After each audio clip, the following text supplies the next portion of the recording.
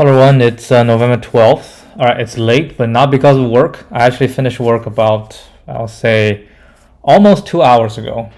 But then lately I've been more and more interested in personal financing, and then there's one thing that I read about. It's called the infinite banking concept, using a whole life insurance.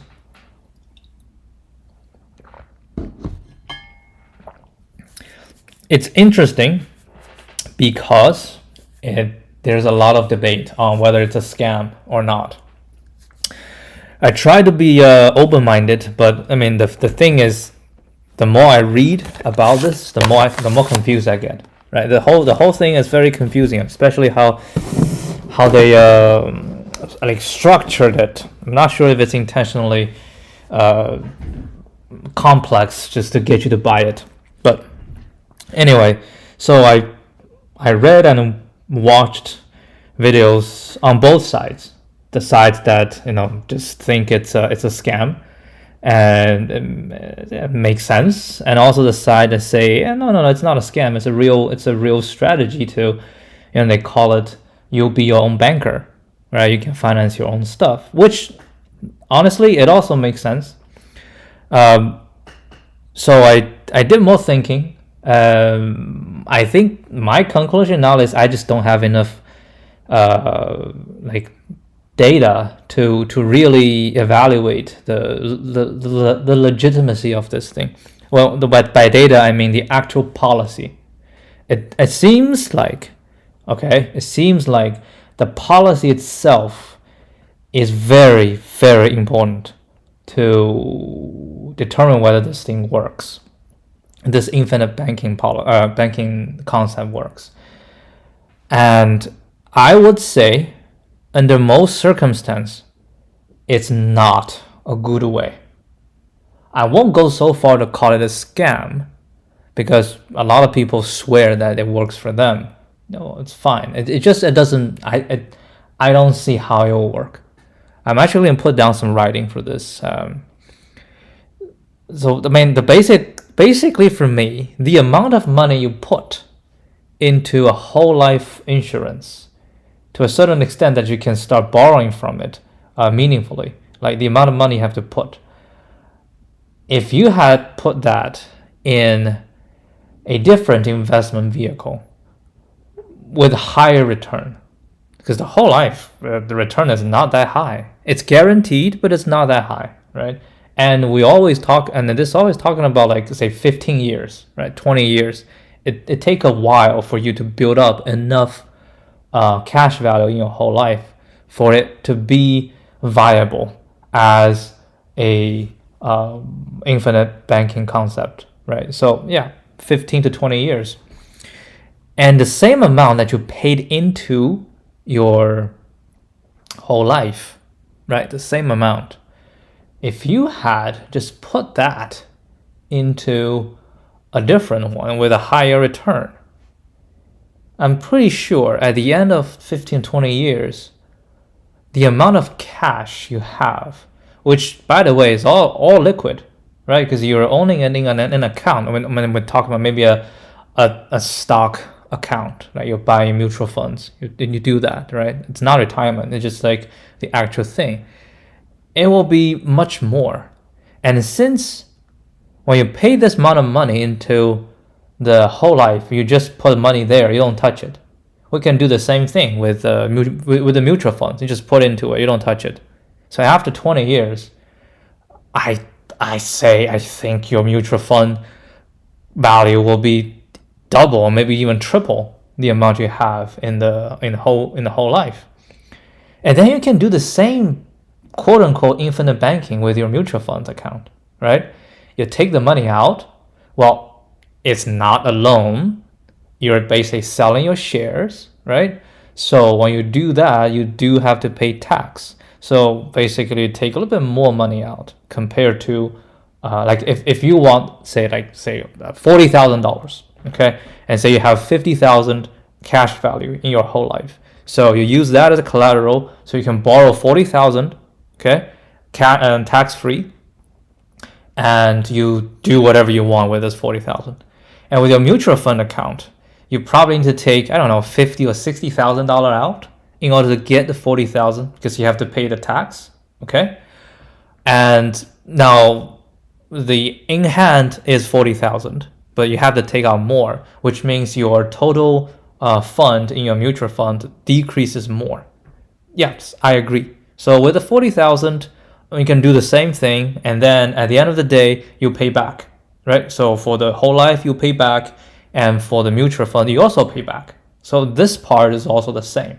So in total, okay, in total, the benefit of whole life is, they say, when you take out this 40,000, you still have 50,000 in your account. Keep earning your interest and keep accumulating dividends or not. Yeah, it just, the cash value does not go down. So you can keep building upon it. But my point is, with your mutual funds, which start with 2 or maybe 3 times higher than your cash value in your whole life, even if you're taking out more money, right? You're taking out, I don't know, 20% more money to cover the tax. The remainder is still going to be higher and likely significantly higher than the other one, than your whole life. And those significantly higher will be earning a significantly higher return. So this is the part I can't wrap my head around why people would do the whole life, right? And another interesting thing, or probably not an interesting thing, another part is when you die, right? Unless you surrender your whole life, when you die, the cash value is just gone. It goes to the insurance company. You don't have any money off it. So you need to time your death. Otherwise, those money just gone. You only get the death benefit. You don't get both. But with the without the whole life, right? You can buy a term, right? You can buy a term, much cheaper. It doesn't cover you the whole life, but it will. I mean, this becomes a debate of whether you really need a life insurance to last the entire life, right? That's a different discussion. But you can buy a term which can be cheaper, right? Will give you this benefit. I just say at the end of the day, you don't have it, okay? And all you'll have is your mutual funds. But your mutual funds is yours. That's all you. So this is where the calculation becomes very important. At the end of the day, when you die, will your mutual fund have more money compared to your death benefit? My answer is definitely. I think it's definitely going to be more, right? Definitely going to be more. And you will do the same thing. You do the same quote unquote banking stuff. You borrow and then you pay it back. And you have to pay it back. Otherwise it decrease on your whole life, right? It decrease your death benefit. So yeah, I don't understand. You're wasting 20 years of paying, right? That's the part I just don't understand at all.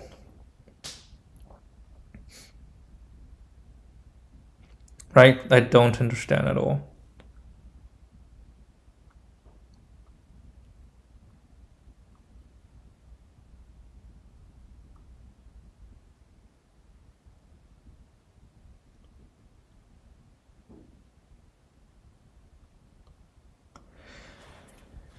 Anyway, let's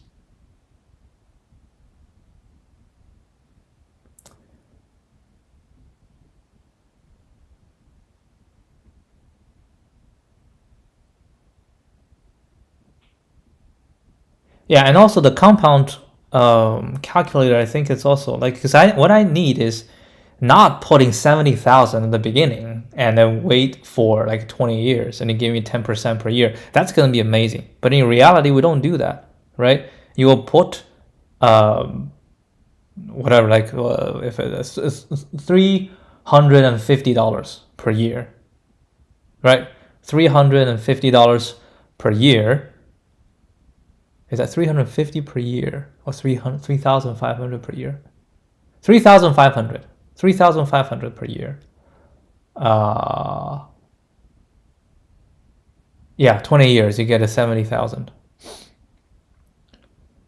Well, we'll look at some. Maybe we do 3,000. I think 3,000 is reasonable, right? 3,000 per year. So in investment into the mutual funds, it has to be 3,000 per year, right? You get in a yearly average like a return, and then you say 3,000 the first year. That is going to be earned the whole thing, but then the next year it's going to be another 3,000, but that's only going to give you 19 years, right? So you do that, and you get the total amount, and then we'll do the comparison, right? We'll do the comparison, and we'll figure out. I mean, we cannot figure out because I don't know the details of the policy. All I can know is what, like, if I pay like per month this amount, what's going to be after 20 years if I have a 10%. And then that is another thing. Like, I need to do a little bit of calculation to see what is the annual return for different stock indices, right? S&P 500 is going to be higher than Dow, and also you have to take into account the inflation. But I guess we can just leave out the inflation for now because it just makes things a little bit more complicated to calculate, and we just do face value, right? We just do face value. Yeah, we can get something up, and then we will know. We know at least how much money it will be, right? I think that's definitely gonna be more than yeah. This is what I don't know. Like, if you pay, let's say, 20 years, $60,000 into a whole life, what is? Maybe we can search. Like, what's the typical? Right? We're gonna say, what under a typical whole life insurance policy, right? What will my death benefit and cash value be if I paid $3,000 per year for 20 years? I don't know. Okay, and the typical, there's no single amount for your death and a cash value of 20 years. Both figures are set at the time of purchase, depend on numerous factors, including your age, blah, blah, blah. Here is the breakdown. So yeah, just nobody give me a thing. So primary payout, blah, blah, blah, for your payments. This guarantee that it could be, for example, like this, right? Cash value. The cash value begins to grow more rapidly. Growth rate 1 to 3.5 guaranteed, and you also have dividends.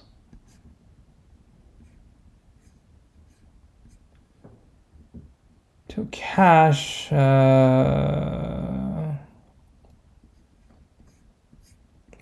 Fidelity Life shows that this annual premium resulted in this of cash value. So for your cash value will be considered higher. So maybe we can use this, right?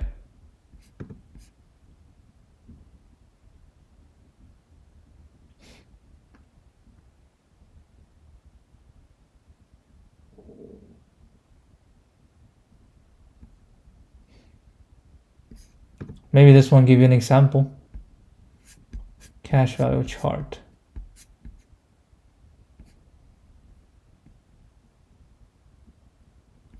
Okay, this is good.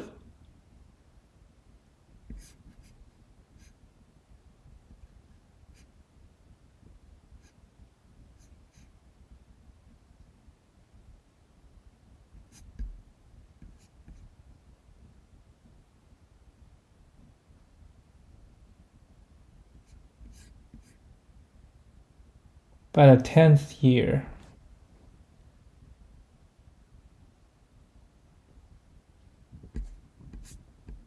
Yeah, maybe we can read this to get a little bit more data. But what it doesn't tell me is what's the payout for the death.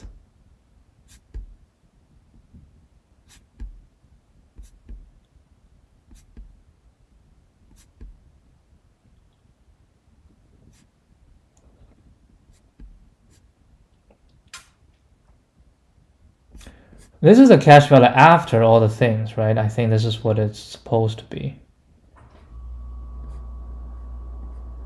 Yeah, so 20 years. In 20 years will build up to this. So what we will do is we'll try using this. Dude, that's a good return, huh? We can like using compound to calculate that. That's like a good return. 10 years, right? We go from 33838 divided by 11569. That's a 2.9 times, right? And then that's a 10 years. So I believe we'll use 10. Actually, first year, second year, yeah. So we'll use 10. So this one basically take a root of 10. 1.11. So yes, it's 1.11.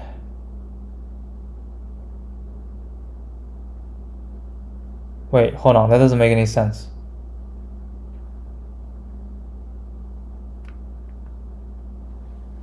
Hold on. 10 years. That's like a 10% return.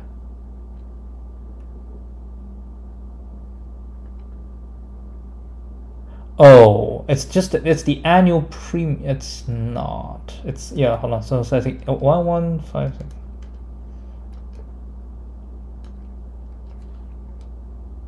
Yeah, that's this is growing like ridiculous. It's a 10%. This is a 10% increase. It's that good?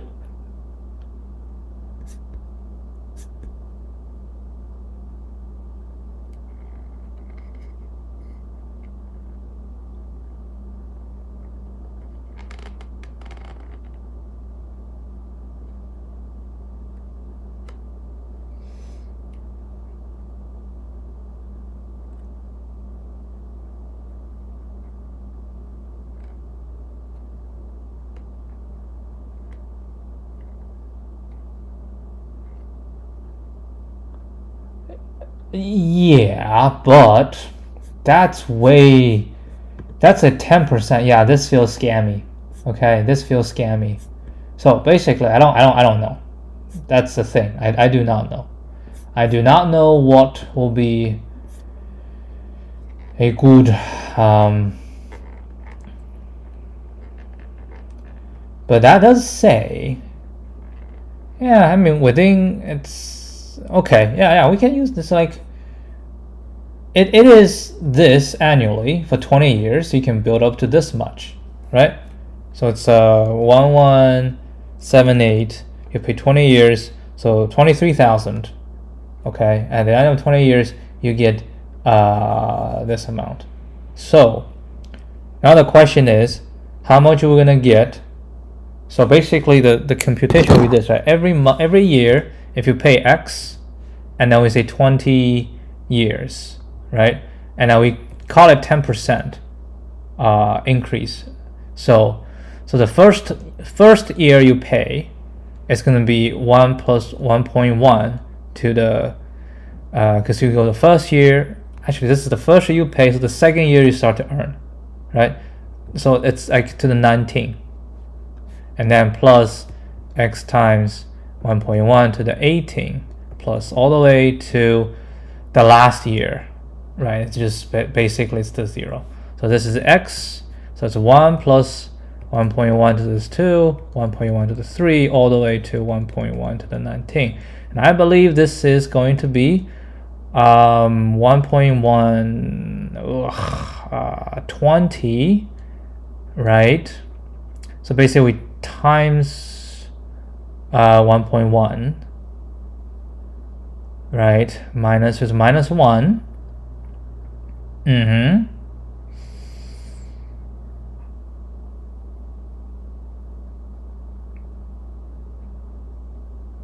So it's s times 1.1 minus s equal to this, right? So s shall equal to 1.1 minus 1. It'll be this, right? So this is kind of what we're looking at. So we can plug in 1.1 to the 20 power minus 1. This is, so this is equal to x times, this is 5.7275 divided by 0.1. Okay, so x is 1178, right? So it times 5.7275 divided by 0.1. So this will give you 67469. So this is the amount of money that you can get, right? 67,000. Here is 33,000. Double, right? Double. That's the thing. If you put in a mutual fund that can give you 10% on average, right? 10% on average return, then after 20 years on 1178 investment every year. Actually, we can also say 1178 times 20. So in total, you invest 23,000, right? In total, you invest $23,560. So for a whole life, you get 33,838 in your cash value. But if you do that, you get 67,000. Right, so those are just like the money in, and this is the number you see. That is the same. The money in, this is the number you see, right? And then you say you can start taking money out. So let's say we take $30,000 out, right? So we take $30,000 out. This doesn't do anything. We take $30,000 out. Let's say we have a 25% capital gain tax. Okay. So if I want to get $30,000 out, okay. So basically, we say we don't know. We have to take this amount of money out, and then we do the tax, right? This is the tax. This needs to be 30,000. So okay, 30,000 divided by 0.75. So I need to take. So y will equal to 40,000. So I need to take $40,000 out in order to equal a 30,000, which means the amount of money I left inside is only 27,469. This is interesting. This is actually smaller than this value, right? This is actually smaller than this value. So let's say you will pay back over a year. So this will grow at, and you keep paying this. That's the thing. You also keep paying this, right? You keep paying this, and I'll keep paying mine as well.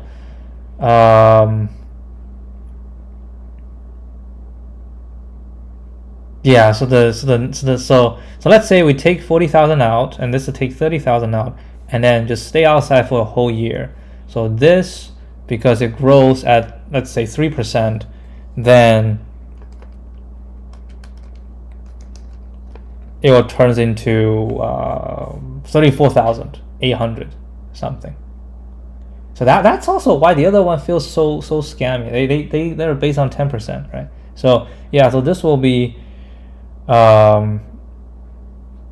the growth will be this, but also this one goes in.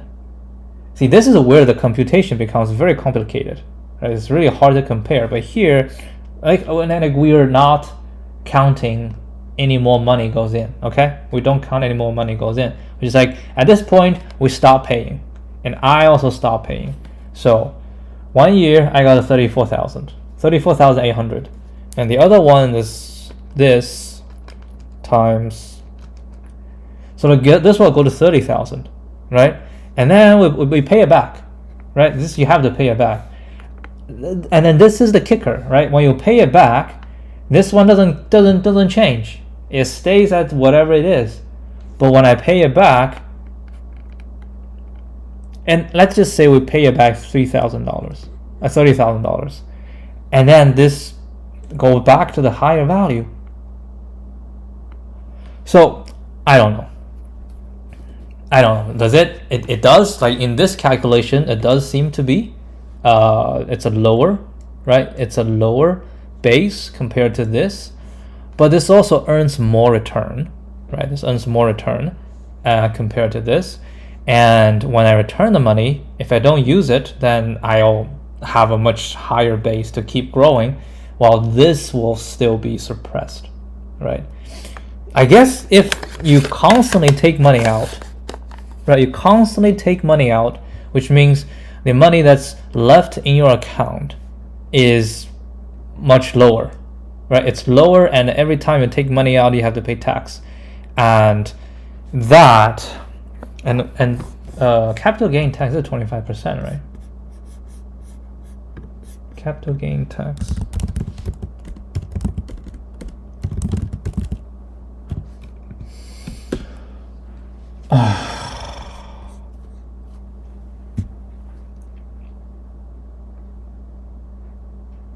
It can be as high as 37%. What? Oh, that's pretty high.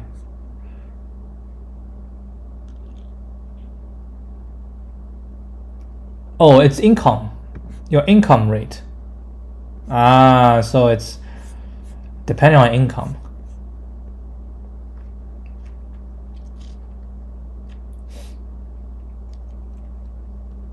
A long term is this. Yeah, it's a complicated. I think. Well, I kept saying it feels scammy, but it's a reason that a lot of people believe in it, and this based on this kind of back of the napkin calculation. It does make some sense, right? It does make some sense. Okay, I will not go straight ahead and call the infinite banking concept a scam, because it. Okay, then the only scammy part is just at the end of the day. But they also say like you can surrender, like after the policy matures, you surrender, you can take the money back, or like paying a little bit. So it definitely is. But then your policy is canceled. Right at that point, your policy is canceled.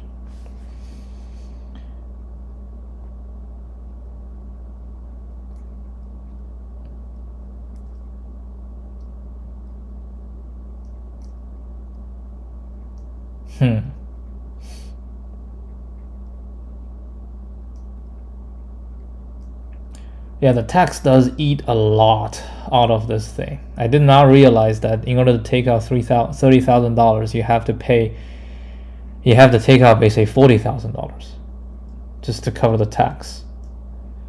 That decreases your fund a lot.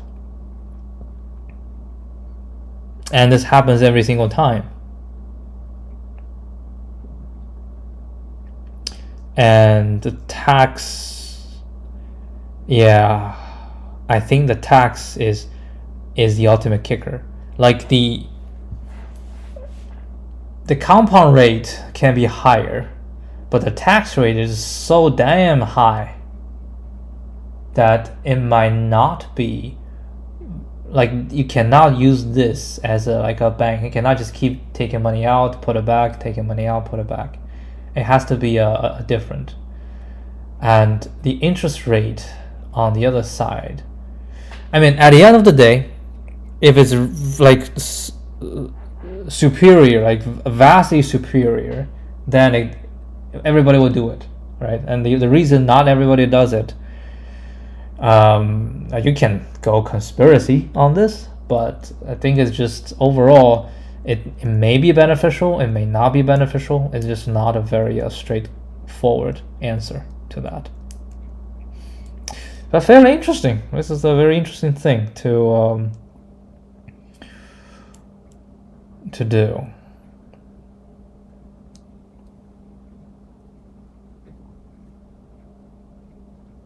Yeah, the fact that you don't have to pay tax is probably a very good thing. It's probably a very good thing. Maybe you should read it. Maybe you should read it. I think the policy design is definitely a very important part. But you should definitely read it. Anyway, let's get into today's thing. Yeah, this is a good one. Maybe this is how my article is going to be based upon.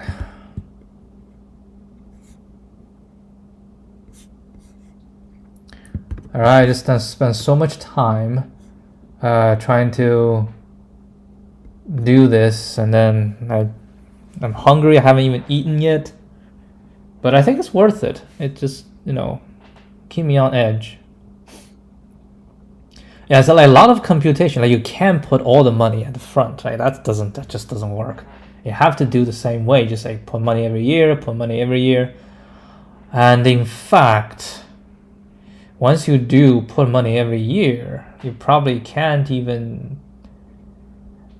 Yeah, it's just a ballpark. Yeah, it's just a ballpark. All right, maximum number of operations to move ones to end.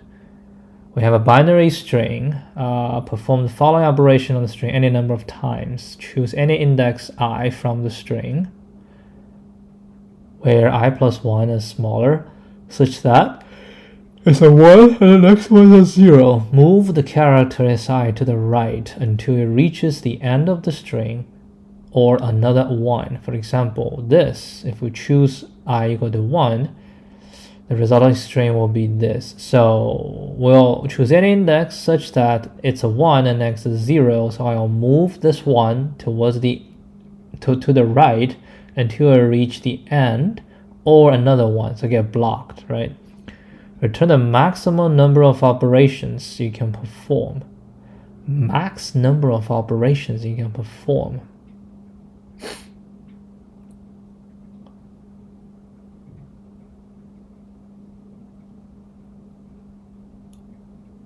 Huh.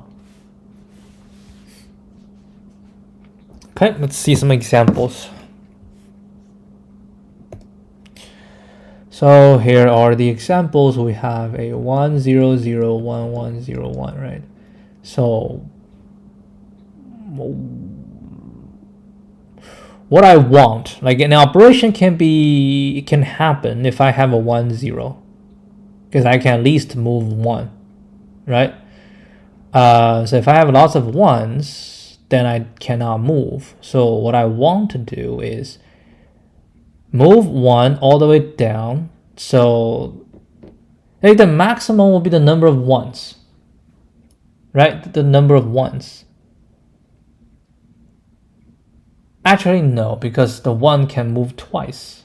So in this case, yes, like I can move here. This one can move, and then this one can move, this one can move, and this one can move again, right? It cannot move if it moves to the right, right? To the right, then you cannot move, but before you can move. And of course, like if I move this one first, then move this one, and then I move this one, I can only do three steps. But I moved this one first, I got pre-stopped. So you should move from left to right. Because you move from left to right, you guarantee that you get stopped. So you have a higher chance of continue moving. Right? So if you go leftmost, right, and you move, then you will get stopped early. So you have another chance to move. And once you cannot move, then you pick the ones that can move, then you move, right? Then you move that one, and then you move that one, you move that one. Then you got blocked again, and you just keep moving, right? So you just so how do we solve this? So that this like position 0, 1, 2, 3, 4, 5, 6, right? So you start from here, you check the next one. If the 2 has a difference, then you can move. So basically turn this into 2, right? Turn this into 2. And if they're, so turn this into 2, then you cannot move. Then you move down to here, 3, 4, you cannot move. But here, 4 to 6, you can move. So this one can turn into 5, right? Once it turns into 5, everybody to the left can move again. So this will be 4, this will be 3. And then you cannot move. Then that's the end. Okay, so what would be the way to solve this?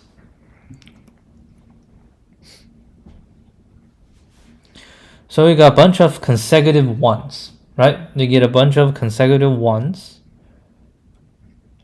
You know what? I need to do this and eat at the same time. Otherwise, the time is just going to be too tight.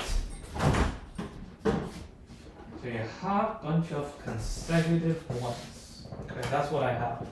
A bunch of ones, consecutive. Nothing can move. And then I hit a 0. Okay? 0, 0, 0. And then I hit another 1. So that's when all the consecutive ones to the left can move. So if I have 3, then 3 of them can move.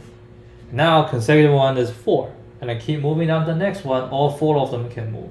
So in this case, I think a solution can be constructed as such.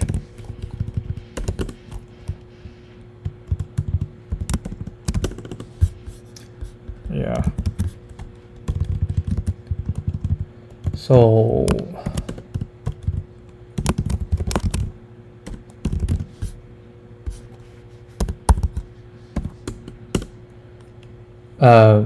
from left to right, find the count of consecutive ones, right? Then once the next non-consecutive one is encountered, all the previous consecutive ones can take one operation each, right? Repeat this process until no more movement is possible. So here's the idea. So I'll have a counter. So I say count, right? So I have this, and I check this. Actually, we'll go with we go. First one, counter, and then next one. If the previous is a 1, counter. Yeah, so it'll be like this: for int I equal to 0, I smaller than s dot size I plus plus. Right. So we say if si is equal to 1, right? Sy is equal to 1, and so it's a 1. Now we have 2, and we also need a result. Right. So if it's a 1, then I have 2 scenarios. If I is larger than 0, and si minus 1 is also a 1. Right, so that's consecutive. So in this thing, count plus plus, right? Else, if I is equal to 0, or the previous is not, previous is a 0, so in that case, all the previous count can add to the result. Then we can say the result will plus equal to count, right? Because they all move here, and then count will plus plus. Because I am a 1, I always can do count plus plus. So I do count plus plus as well. So in this case, count plus plus is done on both sides. So all we need to do here is we say is equal to 0 or this is not equal to 1. Right, and then we should always do this. Don't do this, do this. Right, so if it's a 1, then we check. Actually, if it's a 0, it doesn't really matter, so I can just go this. Right, and then rest a plus. Because if it's a 0, then the rest will be 0 at this point. You know what? Let's remain this, right? If the previous is not 1, then we do count. And then because of 1, we count always plus plus. Right, blah blah blah blah all the way until I hit the last one. If the last one is a 0, right? So if it's a 1, then we move, right? And then we go 0 0 0 0 0 and done. And so the last one is a 0, and to get out, we have to do this one more time. So we might as well just add another 1 to the original string, right? We can add another 1 to the original string, which means we hit that, and then the previous, but it's fine. So if it's a 1, and then we do this, and then we go, next is a 1. But the previous is not. The previous is also a 1, so we don't do the rest. Yeah. So yeah. Okay. So when we get out, right? When we get out, we need to check. Okay. We need to check. We need to say if s dot back is equal to a 0, right? Which means it ends at 0. Then whatever the count can be, add back. Then we return rest. Okay. So this is how I am going to structure this solution, and we'll see if it's correct.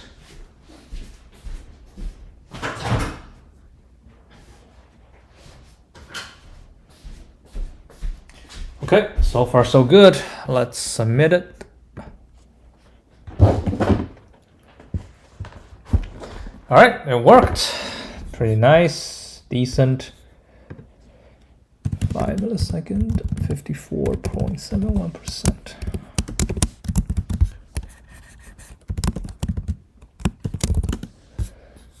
Just read a little bit.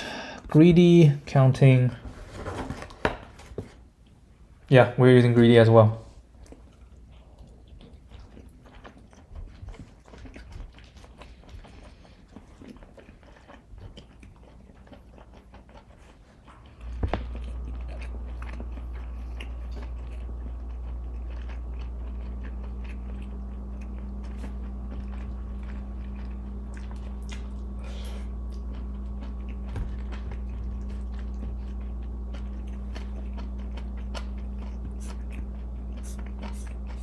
I don't know what this is, but I feel like my solution is quite simple. So, all right, good. That'll be it. See you guys tomorrow. Adios.